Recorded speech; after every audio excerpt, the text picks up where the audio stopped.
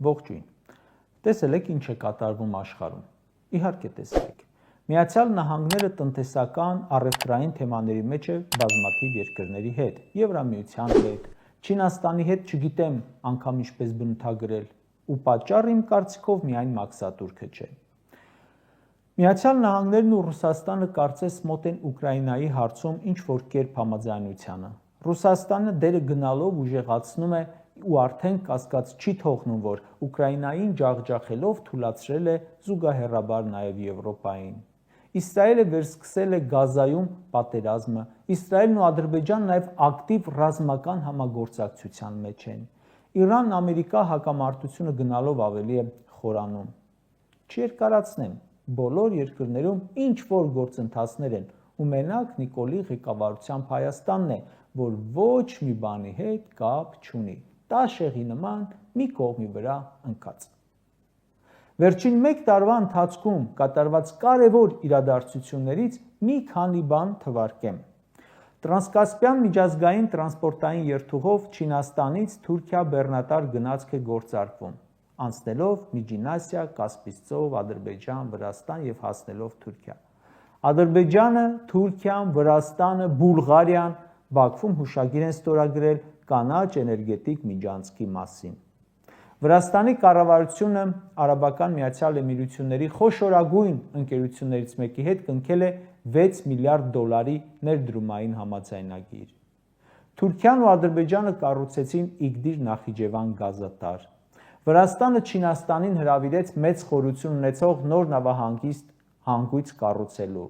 Վրաստանը, Ադրբեջանը, Ռումինիան, Հունգարիան ստորագրեցին Սև ծովով ստորջրյա բարձրավորդ փոխանցման մալուխի կառուցման մասին։ Սաղ այս տարի է եղել։ Սաղ կապ ունի մեր տարածաշրջանի երկրների հետ։ Հայաստանը որևէ մեկի հետ, որևէ տեղ, որևէ ծրագրի մասնակցել է, չասեք դե Ադրբեջանի հետ կոնֆլիկտ կա, Ադրբեջանն էլ մեզ հետ կոնֆլիկտ ունի, բայց ինչեր է անում։ Ռուսաստանից Իրան գազատար է կառուցվում, որը անցնում է Ադրբեջանի տարածքով։ Վրաստանն ու Ադրբեջանը երկաթուղային համատեղ ընկերություն են ստեղծել, որպեսզի զարգացնեն տարածաշրջանային տրանսպորտային կապերը։ Իրանը, Ռուսաստանը եւ Ադրբեջանը ուսումնասիրում են էլեկտրաէներգետիկ համակարգերի միավորման հնարավորությունը։ Իրանն ու Ադրբեջանը արձանագրություն են ստորագրել Արաքս գետի ջրային եւ էներգետիկ ռեսուրսների համատեղ օգտագործման մասին։ Իրանը, Ռուսաստանը, Ադրբեջանը կառուցում են էլեկտրաէներգետիկ միջանցք։ Թուրքիան ու Վրաստանը Անկարան Վրաստանին միացնող արագընթաց երկաթուղի են կառուցում։ Ադրբեջանը, Թուրքմենստանը, Վրաստանը, Ռումինիան Սև ծով, Կասպից ծով տրանսպորտային երթուղի են ստեղծում։ Դու մեկի հետ մի բան ստեղծում ես։ Մեգա նախագիծ է Հնդկաստանը Իրանի տարածքով Ռուսաստանին կապող հյուսիս-հարավ տրանսպորտային միջանցքը։ Ինչու Հայաստանը դուրս թողեցիք նախագծից։ Ադրբեջանը դիմել է BRICS-ին միանալու համար։ Թուրքիան եւս դիմել է։ Հայաստանը հպարտորեն հայտարարել է, որ չի միանալու, չի դիմելու։ BRICS-ը մի կազմակերպություն է, որը ներառում է աշխարհի բնակչության գրեթե կեսը։ Մոլորակի տարածքի 1/3-ը։ Սաղ ձգտում են BRICS։ Հայաստան ասում է, չէ, մենք գնում ենք խորտակվող Եվրամիություն, չնայած որ այնտեղ չեն էլ ընդունում։ Այս սաղ թվարկածս նախագծերը ժողովուրդ ջան, թե տնտեսական նշանակություն ունեն, թե աշխարհաքաղաքական, թե ռազմական, այն որ Նիկոլն ասում էր ապագա կա ապագա, ապագան էս է, մենք դուրս ենք մնում այդ ամենից։ Հայաստանը դարձրել եք ոչ մեկին չպետքական մի բան, որը դուրս է մնում էներգետիկ, ռազմական, աշխարհաքաղաքական նախագծերից։ Այն դեպքում, երբ առաջ անգամ անհավանական պրոյեկտներ էինք անում։ Մեզ օրինակ էին բերում, մեզ հետ քննարկում էին, մեզ առաջարկում էին, հաշվի էին նստում։ Այս սաղ քեզ շրջանցել են, ոչ մեկի հետ կապ չունես։ Մի հատ բան ես օրինել, անունը դրել խաղաղության խաչմերուկ։ Արդեն սաղ երկրները իրար հետ պայմանավորվեցին։ Հələ դու խաչմերուկիդ բուկլետն ես ցույց տալիս, որը նայում դեմքիդ ջպտում են, հետո տանում մոտակա աղբարկղը գցում։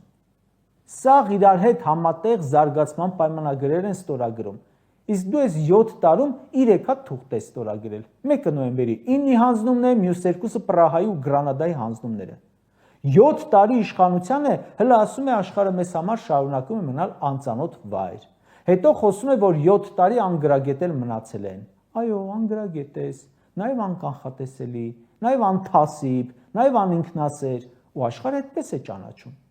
Բայց քո կարծիքով, եթե մենք քեզ ճանաչում ենք որպես հող հանձնող, աշխարհում քեզ այդպես չեն ճանաչում։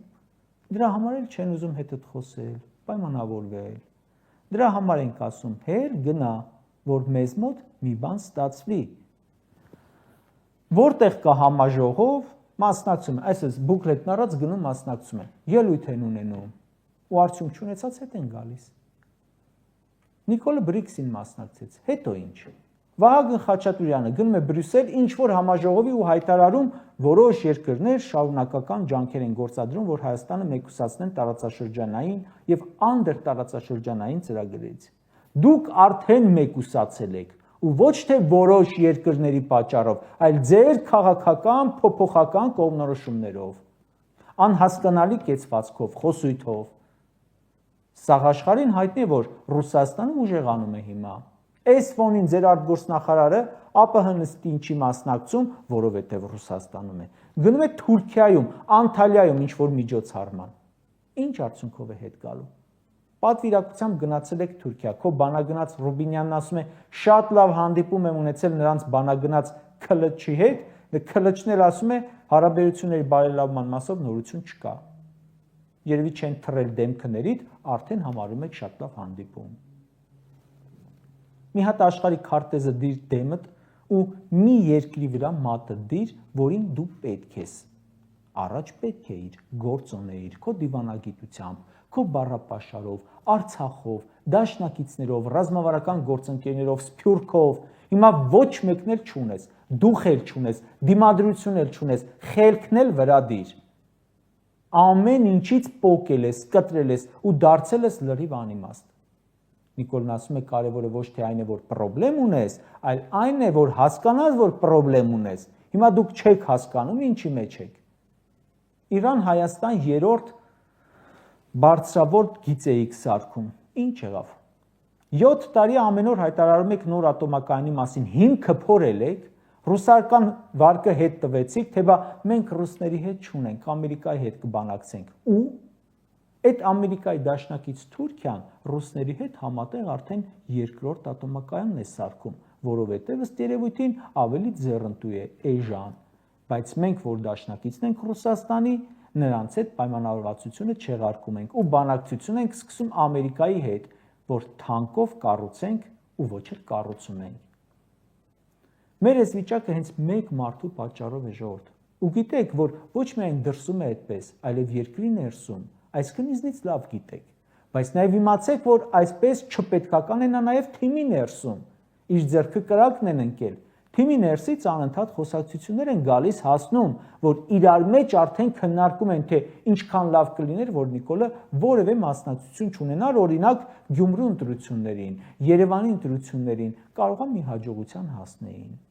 Գիտեն իրենք, որ այսօր մեր երկրի դեմքը աղավաղողը կպնել կործանման տանողը Նիկոլն է։ Կարճ ասած, հայտնվել ենք մի իրավիճակում, երբ երկրի ղեկավարը ոչ մեկի հետ կապ չունի։ Նրանից ոչինչ կախված չէ։ Նրա ներկայությունը զգում ենք միայն մենք, մեզ, մեր երկրին հերթական վնասը տալու ժամանակ։ Նրա ներկայությունից լիուլի օգտվում են ներթշնամիները, իսկ մյուսների համար մեկ է իր գոյությունը։ Ասենք ՀԱՊ նիստ է, Հայաստանը չի մասնակցում, ինչ եք կարծում, Նիկոլի բացակայությունը որևէ մեկը զգում է։ Իսկ որ մասնակցում է, որևէ մեկին պետք է, սա ցավով եմ ասում, որովհետև խոսքը ոչ միայն Նիկոլի, նաև Հայաստանի մասին է։ Փաշինյանի ելույթները միշտ քննադատած լինելով, այնուամենայնիվ ընդունում եմ, որ մեկի ելույթ շատ ճիշտ է։ Երեկվա կառավարության նիստում նրա խոսքն էր, որ ինքը ամբողջ թիմով տգետ է։ Ու մեզ հետ կապված այս իրավիճակը կփոխվի այդ տգետների իշխանության հեռացումից, անմիջապես հետո։ Հեռացումը ինքը կտրուկ կփոխի իրավիճակը, իսկ երբ հանկարծ եկավ նորմալ ղեկավար, գործիքից կփոխվենք ու էլի կդառնանք գործոն։